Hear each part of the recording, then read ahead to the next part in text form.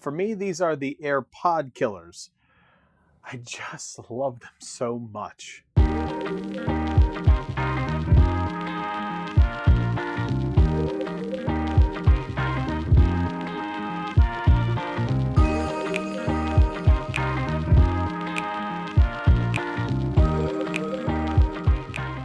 What's up, everybody? This is Scott. Welcome back to another video. In today's video, it is my long-term review over these little doohickeys, these little doodads.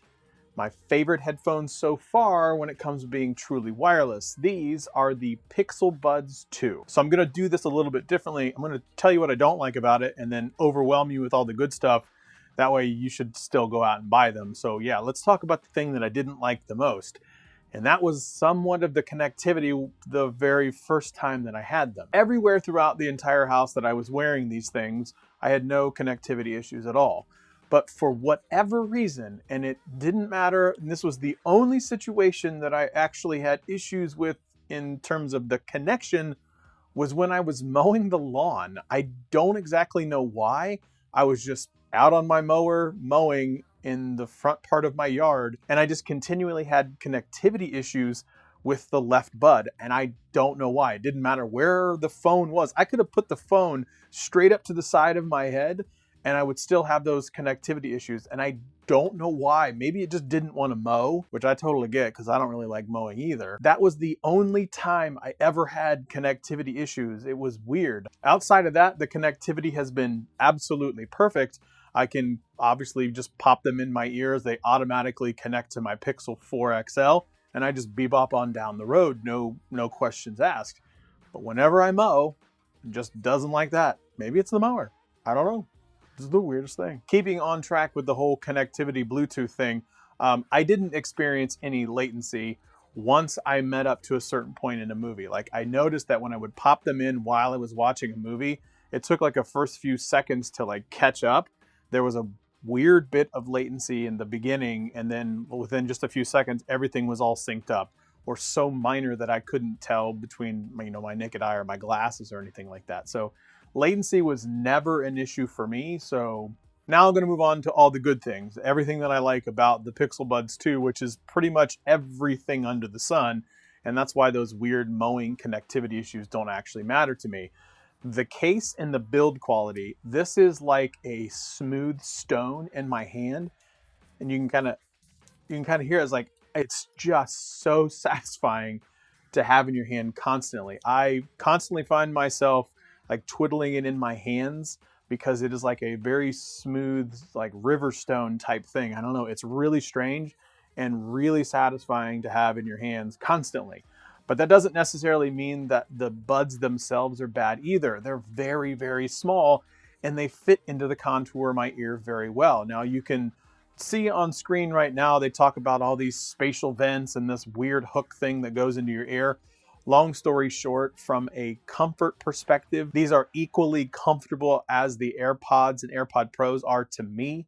So if you go back and watch my reviews on all of those, I talk about the comfortability of the AirPods. These, to me, are equally comfortable. And they do have a nice bit where they secure in your ear well enough with the actual bud themselves, and the hook hooks into your ear and hooks very well, but also it actually creates a nice little seal to where it just feels completely snug in the ear.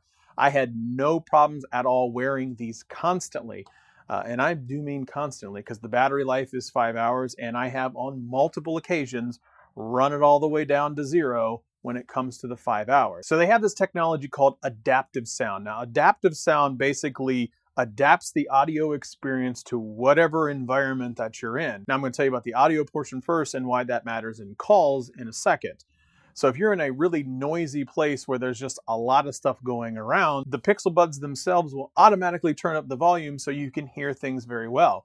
Yes, it's very easy to swipe and basically turn the volume as loud as you want, but the adaptive sound does that for you by actually taking the stuff into the microphones and then adapting its sound profile so you can hear that a lot better. Now, why that's actually quite cool for phone calls, you can get crystal clear microphone usage in the built-in sensors in the actual buds themselves, that it actually picks up on which side that the microphone hears your voice the best, like this weird adaptive microphone type thing.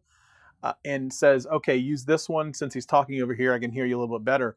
And the people on the other end, they know that you're on headphones, but they sound super crisp and clear, not quite like you're on your phone. But what I have found is when I'm on my phone and I'm in like a really windy area, it's worse than the experience that I would get if I was using my pixelbuds. Pixelbuds in ear when it's windy, they can hardly tell at all there's any type of like muffling or sound in the microphones.